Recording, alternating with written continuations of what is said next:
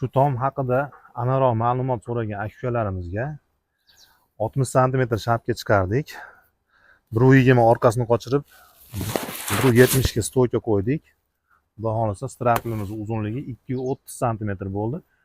Ko'plab savollarimiz bir xil, shu oradan qancha chiqaramiz, karniz tushadigan joyda deyishadi.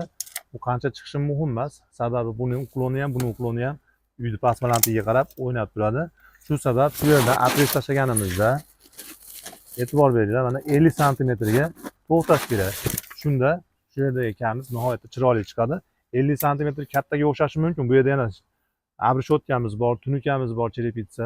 Shunda qisqarib boradi. Bu yerdan ichkariga bukilish hisobiga ham bu yer o'zi kichrayib boradi. 50 sm katta eshitiladi, lekin keyingi tunikalardan keyin bu kichayib ketadi. E'tibor beringlar. Tomlarimizni tepadagi straplimizni har 1 metriga 15 sm dan uklon qilganmiz. 5,5 metrli straplga 80 sm uklon qilib qo'ydik. Xudo xolasa nihoyatda qor yomg'irlarga ham mo'tadil bo'ldi, xudo xolasa.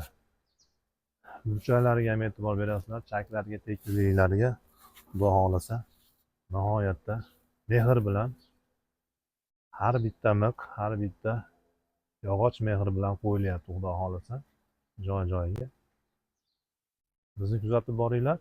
Shunaqa sifatli va chiroyli xizmat ko'rsatamiz.